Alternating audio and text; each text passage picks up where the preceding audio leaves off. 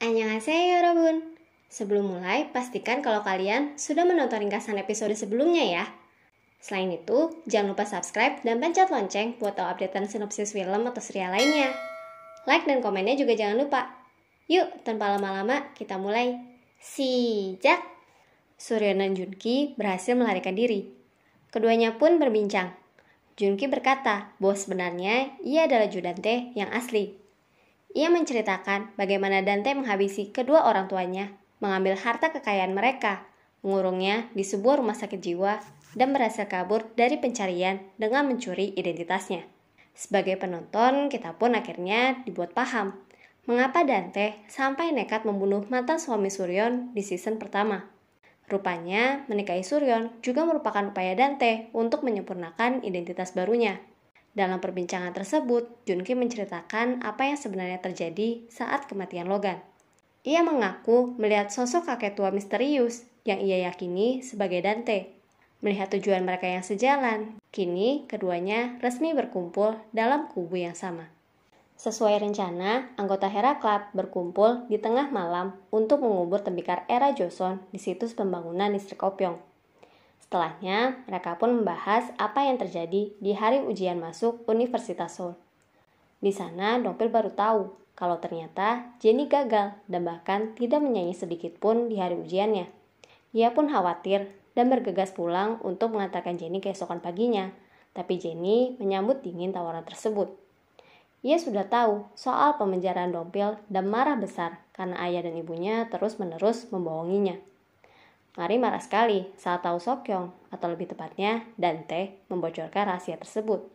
Begitupun dengan Dongpil. Tapi Dongpil berkata bahwa ia punya cara lain untuk membalas Dante, yaitu membuktikan bahwa Dante lah pembunuh asli dalam kasus yang memenjarakannya. Ia berencana mencari bukti krusial di bawah air mancur Hera Palace, jasad sang korban. Wah, serem juga ya. Artinya, selama ini ada jasad terkubur di dalam Hera Palace. Suryeon mempertanyakan alasan Sokun tidak mengikuti ujian. Ia pun menjawab bahwa ia sengaja tidak mengikutinya karena menduga Dante akan mencurangi jalannya ujian. Anehnya, Sokyeon malah membela perbuatan Dante. Sehingga kini, Sokun dan Suryeon jadi curiga. Jangan-jangan Sokyeon juga terlibat nih dalam memanipulasi jalannya ujian. Kelihatannya, Suryeon mulai meragukan Yuni di Cinggu. Ia sengaja membahas uang Logan yang hilang dan memperhatikan respon Yuni secara seksama. Memang sih, katanya ia akan mempercayai Yuni. Tapi sebenarnya kelihatan sekali kalau ia masih curiga. Kita pun diperlihatkan perbincangan terakhir Yuni dan Logan. Betul rupanya, Logan menitipkan uang sejumlah 10 miliar dolar serta kunci berangkasnya pada Yuni. Sebenarnya, uang tersebut adalah warisan Seol-ah dari orang tuanya dan niatnya akan digunakan untuk mendukung anak-anak berbakat yang kurang beruntung. Anehnya, saat Yuni menyuruhnya mewujudkan keinginan tersebut, Logan berkata tidak bisa. Seolah-olah dia sudah tahu kalau ada sesuatu yang akan menimpanya. Selain menitipkan kunci berangkas, Logan memberikan informasi lain pada Yuni tentang kemungkinan adanya garis keturunan Suryeon yang masih hidup. Tapi kata Logan, Yuni harus merahasiakannya dari Suryeon. Garis keturunan tuh maksudnya anak. Apa artinya Suryeon punya anak lain selain Sola? Perbincangan soal uang Logan ini didengar oleh Sang Ah dan akhirnya sampai ke telinga Dante. Kelihatannya Dante tertarik dengan uang Logan nih.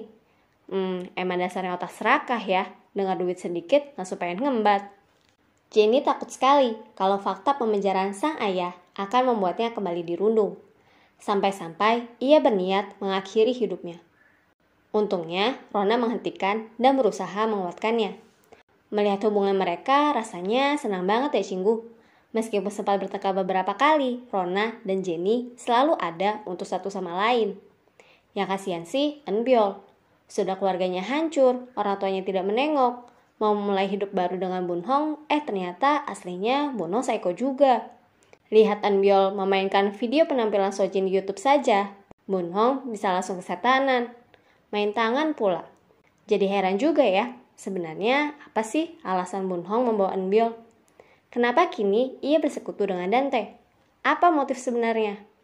Anggota Hera Club sedang merayakan rencana mereka yang berjalan lancar saat tiba-tiba saja Junki datang dan memeluk Dante.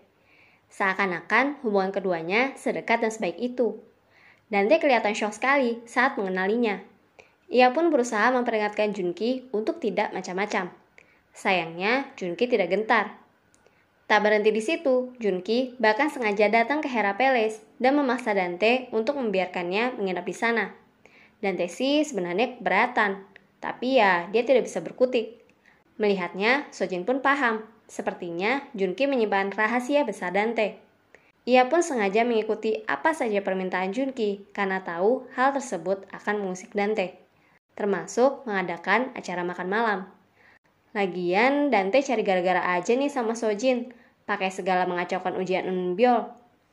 Dalam acara ini, Junki kembali memancing Dante. Ia hendak menunjukkan foto masa lalu Dante di depan orang-orang, walau akhirnya berhasil dihentikan. Sayangnya, foto yang gagal Junki tunjukkan tersebut ditemukan oleh Sojin. Foto yang ternyata adalah poster Dante saat menjadi buronan dan masih bernama Baek Junki. Sokun mendapatkan bukti pasti kecurangan Sokyeon di hari ujian. Ia pun marah sekali saat tahu semua dugaannya benar. Tapi Sokyeon malah memintanya diam saja. Menurutnya, apa yang ia lakukan juga karena kesalahan mereka yang tidak mau mendukungnya dan malah lebih sibuk memperhatikan Rona. Suryeon kebetulan mendengarnya dan ikut marah sekaligus kecewa. Ia pun melarang Sokyeon untuk mengikuti ujian lanjutan hari itu, sampai terpaksa harus menguncinya dalam kamar. Tapi tiba-tiba saja Suryeon membukakan pintu dan mengajaknya pergi. Sokyeon sudah senang. Ia kira akhirnya Suryeon mau mendukungnya. Padahal ternyata Suryeon membawanya ke sidang komite kekerasan sekolah. Saat sidang berlangsung, seluruh murid mengaku telah dirundung oleh Sokyeon, sehingga ia tidak bisa lagi mengelak. Suryeon memberikan kesempatan terakhir untuk meminta maaf, tapi Sokyeon melakukannya dengan setengah hati. Ia bahkan sengaja mengungkit kasus pemencaraan ayah Jenny di muka umum. Untungnya, kali ini Jenny sudah tidak takut dan bahkan membela sang ayah.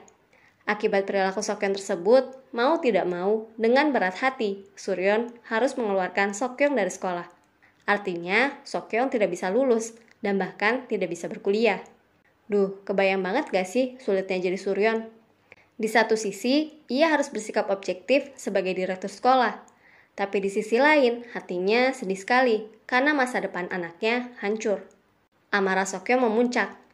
Ia merasa dikhianati oleh ibu dan kakaknya. Sehingga kini ia berpaling pada Dante. Menurutnya, kini hanya Dante yang ada di pihaknya. Mendengar apa yang menimpa Sokyeon, Dante curiga. Jangan-jangan Dompil sudah mengkhianatinya. Tapi Dompil bersikeras memperlihatkan hubungan keduanya masih baik-baik saja dan tetap kuat. Tembikar yang mereka tanam di situs Opion ditemukan dan pemerintah secara resmi membatalkan pembangunan distrik tersebut. Pembangunan pun akan dialihkan ke distrik Cheonsu. Semuanya bergembira. Masalahnya tinggal satu. Dante sudah tidak punya tanah di sana. Untuk yang lupa, di season sebelumnya, Suryeon sudah menjual seluruh tanah Dante di distrik Cheonsu sebagai aegyo. Maka, apa yang ia lakukan? Meminta Sokyeon diam-diam mengambil KTP serta cap tanda tangan Suryeon. Bilangnya sih ingin memindahkan tanah atas nama Suryeon di distrik Cheonsu pada Sokyeon.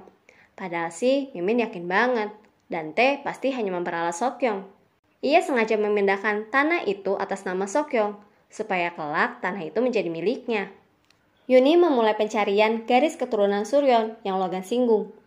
Ia pun mendatangi rumah bersalin tempat Suryeon melahirkan dan memastikan kalau sebenarnya Suryeon melahirkan anak kembar. Meski nyatanya tidak. Ia juga mencari tahu lebih lanjut soal bayi lain yang ditukar dengan Sol-A saat itu, alias Yein. Sayangnya, saat mencari info lebih lanjut, Yuni mendapat kabar kalau ibu kandung Yein meninggal 6 tahun lalu. Yang membuatnya makin terkejut, tersangka pembunuhan tersebut adalah Yu Dong-pil. Scene berganti memperlihatkan Dong-pil yang sedang membongkar air mancur patung Hera Palace dan betul saja, ada jasad yang tersimpan di sana. Di saat yang bersamaan, Dante hendak menuju ke arahnya. Wah, bakalan ketahuan gak ya? Saksikan ringkasan episode selanjutnya ya. Annyeong!